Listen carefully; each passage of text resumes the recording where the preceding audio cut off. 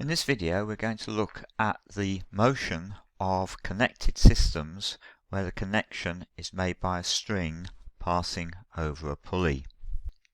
So for our first example, we've got a particle of mass 3 kilograms rests on a smooth plane inclined at 30 degrees to the horizontal. It's connected by a light inextensible string passing over a smooth light pulley at the top of the plane to a particle of 5 kilograms which is on a smooth plane inclined at 60 degrees to the horizontal.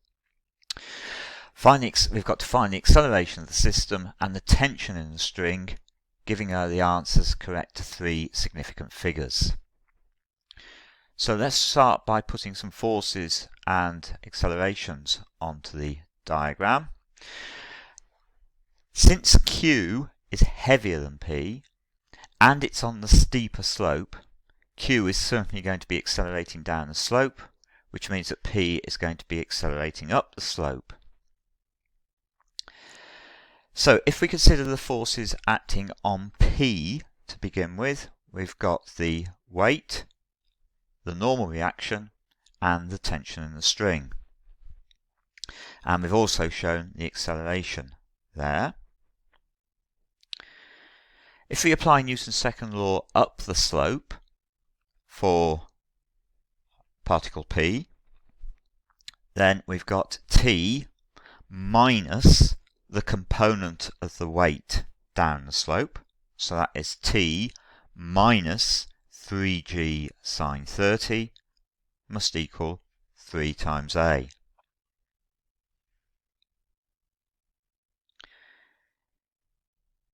So we've got T minus 14.7 equals 3A, which is our first equation. And we'll come back to this equation in a moment or two. Let's now consider the forces acting on Q. Forces acting on Q, we've got the tension in the string.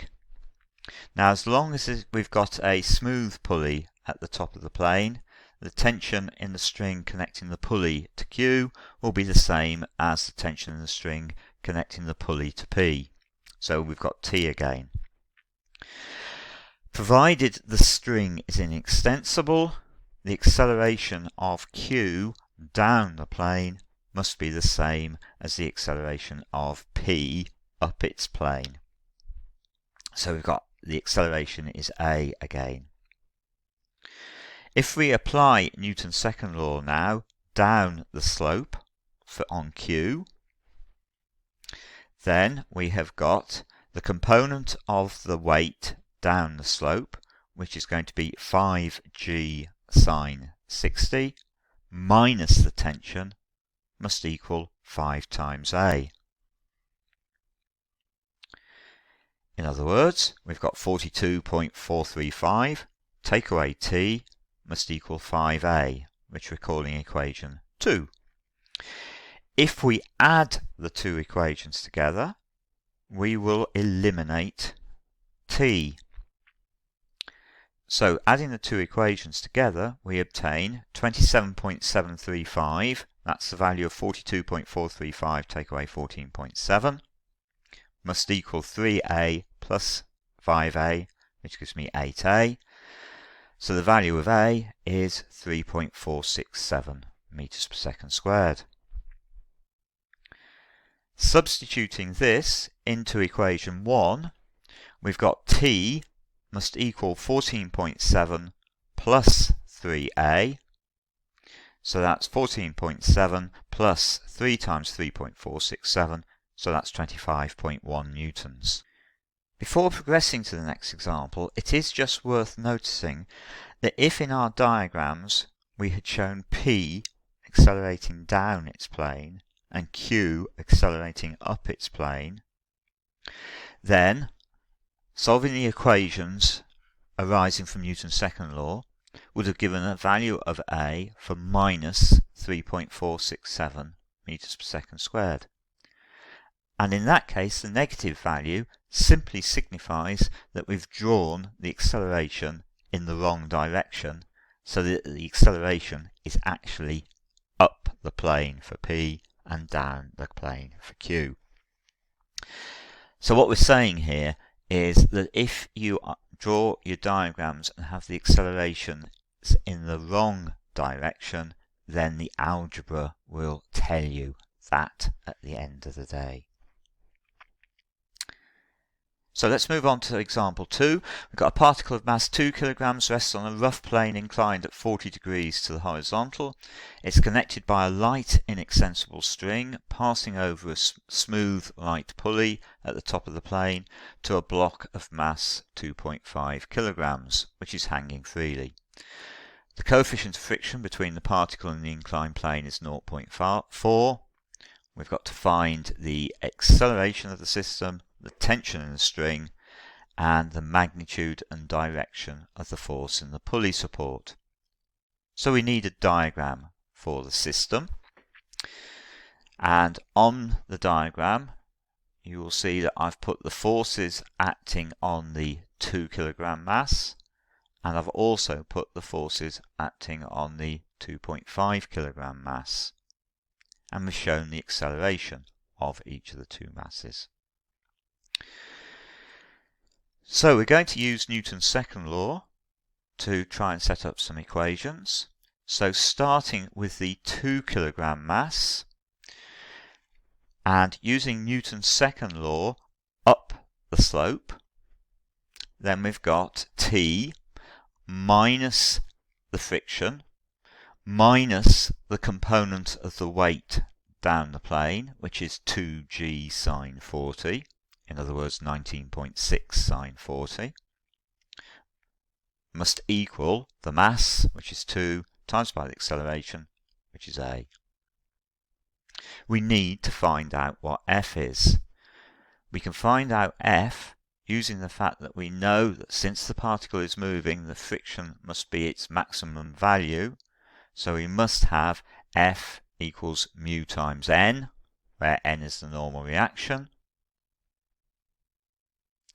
So we've got resolving perpendicular to the plane, we've got n minus the component of the weight into the plane, which is 2g cos 40, which is 19.6 cos 40, must equal 0 because there is no acceleration perpendicular to the plane. So that tells me that n must be 19.6 cos 40, in which case F must be mu times n is going to be 0.4 times by 19.6 cos 40. So we've got F is 7.84 cos 40. So inserting that into equation 1, we now have T minus 7.84 cos 40 minus 19.6 sine 40 must equal 2a. And doing the arithmetic, we've got T minus 18.604 equals 2a. And we'll call that equation 2 for the moment. We now need to consider Newton's second law applied to the 2.5 kilogram mass. So applying Newton's second law to the 2.5 kilogram mass downwards, we've got the weight, 24.5 newtons, minus T must equal 2.5a. And that we're going to call equation 3. If we look at equation 2 and equation 3, if we add those two equations, then we will lose T. So doing that, we've got 5.896 must equal 4.5a, so a must be 1.31 meters per second squared. Using equation 2, we've got T is 2a plus 18.604, which gives us 21.22 for the value of the tension. So the tension in the string is 21.22 newtons.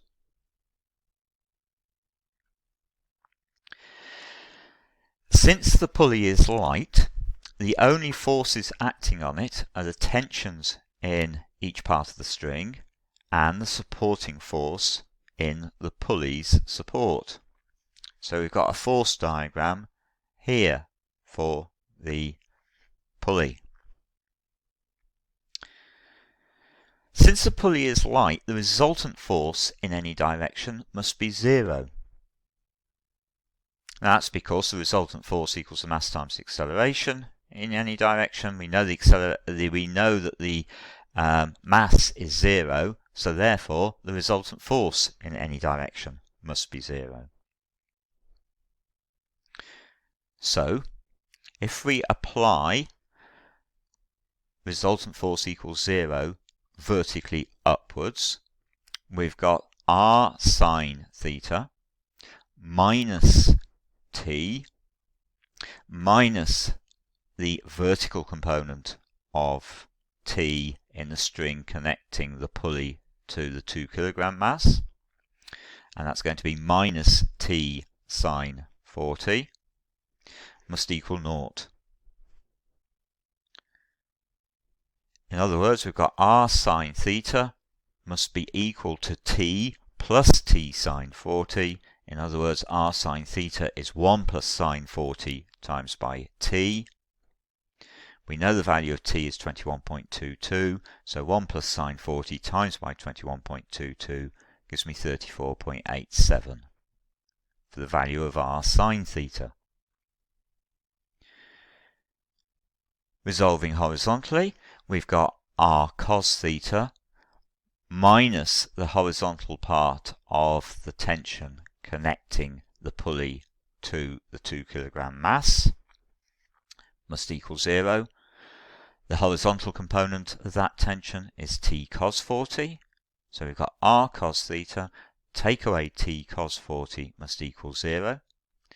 So we've got r cos theta must equal t cos 40, which is 16.26. So we now know that the horizontal component of r is 16.26 newtons and that the vertical component of r is 34.87 newtons. So using Pythagoras, we've got r as the square root of 16.26 squared plus 34.87 squared, which gives me 38.5 newtons. And we've got tan theta is 34.87 divided by 16.26, which gives me theta is 65 degrees. That concludes our 2 examples considering systems which are connected by a pulley.